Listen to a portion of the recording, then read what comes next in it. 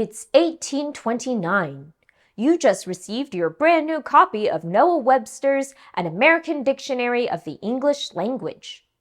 While flipping through the pages, you notice a word you've never seen before. Immigrate. To remove into a country for the purpose of permanent residence. Huh. This new word was significant because it focused on the arrival of new people who wanted to become permanent residents. This new word forever changed the way that policymakers and the public discussed who does and does not belong in the United States. In this lesson, we'll look at some of the broad trends in U.S. immigration and citizenship policies to answer our lesson essential question. What factors have historically influenced policies related to citizenship and immigration in the United States? To help us get there, we'll examine 4 different periods in the history of American citizenship and immigration. To help us analyze each period, we'll use these guiding questions. What factors have influenced U.S. citizenship and immigration policies? What criteria have been used to restrict immigration and U.S. citizenship? What factors have led to increased immigration to the United States? To answer these guiding questions, you will respond to the questions next to the events in the guided notes section of your lesson PDF. You can either pause and respond to these questions as we move through the lesson, or pause at the end of each section to go back and complete them. Let's get to it.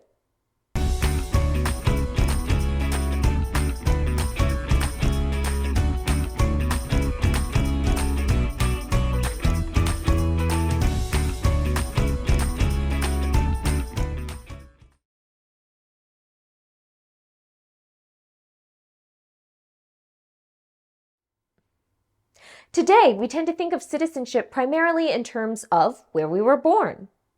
But how could one be born an American citizen if the United States had only existed for a few months?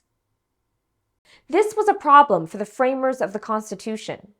As they drafted the new Constitution, the framers needed to figure out how to set up a fair, reasonable policy for citizenship. But how? Ultimately, the framers decided to leave it to Congress to figure out.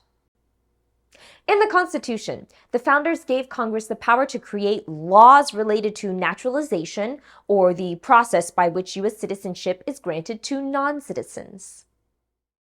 Enter the Naturalization Act of 1790, which was the first uniform naturalization law in the United States. It extended citizenship to free white persons of good character, who had resided in the United States for 2 years, and had taken an oath of allegiance. Notably, it excluded indentured servants, enslaved people, and non-white people. In 1795, the act was revised to increase the residency requirement to 5 years and change good character to good moral character. This was in response to fears about immigrants' loyalty. In particular, if the U.S. went to war, would foreign-born citizens be loyal to the U.S. or their place of birth? Pause here to complete the questions for the events in Part 1 of your PDF.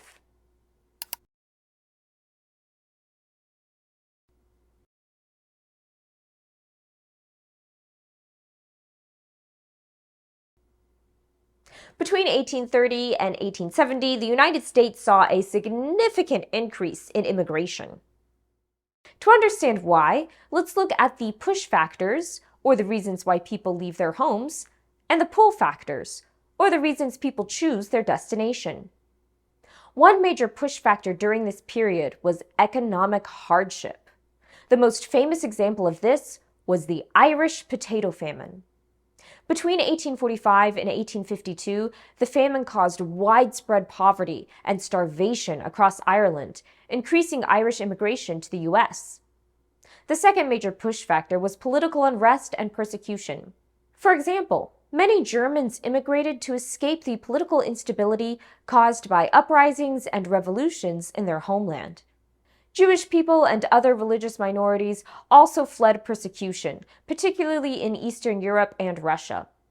What about pull factors? First, industrialization and westward expansion created a boom in economic opportunities. From the Pennsylvania textile mills, to the construction of the Transcontinental Railroad, to the California gold rush, 19th century America promised immigrants the chance at a better and more profitable life. Second, land.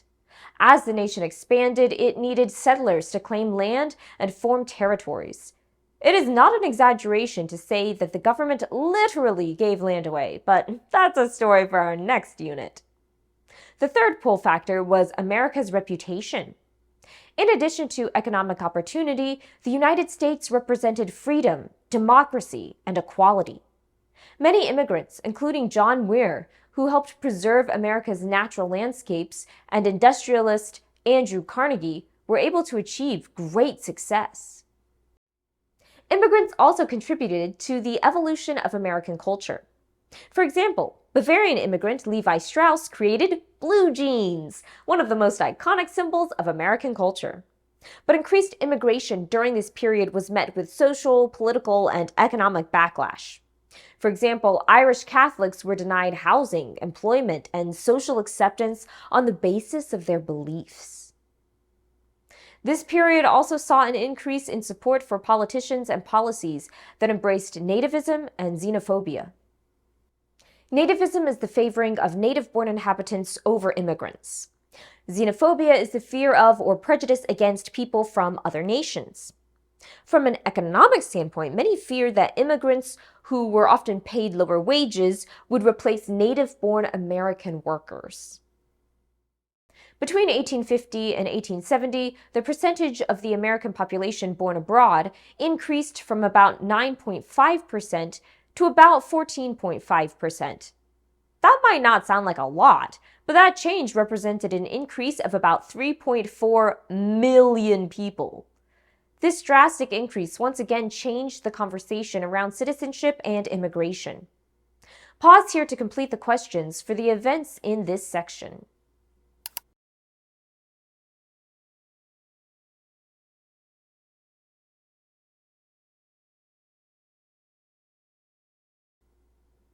In response to the growing immigrant population, the period between 1870 and 1910 saw an increase in federal immigration regulations and restrictions. One such law was the Chinese Exclusion Act, which was a federal law that banned immigration from China beginning in 1882. Laws like these reflected growing concerns about the morality and character of immigrants from different racial and ethnic backgrounds. This coincided with the beginnings of the eugenics movement, which promoted the false idea that the selective breeding of human beings would result in more perfect people.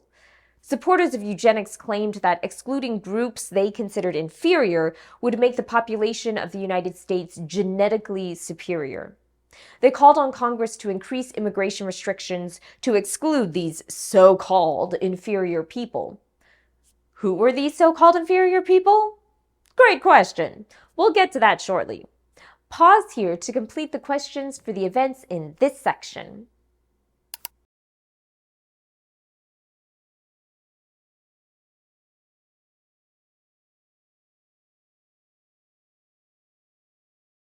In 1911, the Dillingham Commission, an organization funded by Congress to research the impact of immigration in the United States, released its report. The report claimed immigrants from Asia, Eastern Europe, and Southern Europe were inherently inferior and raised concerns about their intelligence and ability to fit into American society.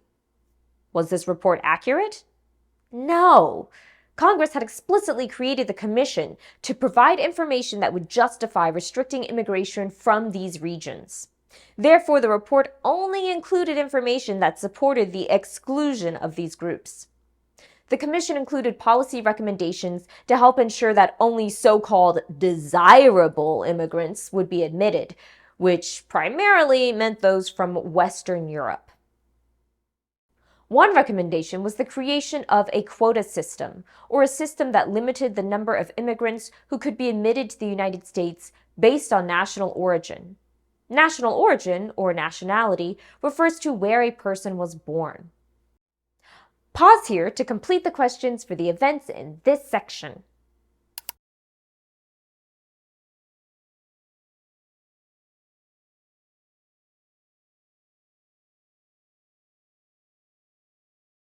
Just one of the many problems with the quota system was that the terms race, ethnicity, and national origin were not clearly defined or consistently used. Their ambiguous definitions added to the complexity and confusion surrounding immigration policy. Pause here to review their definitions and respond to Mia's question in your PDF.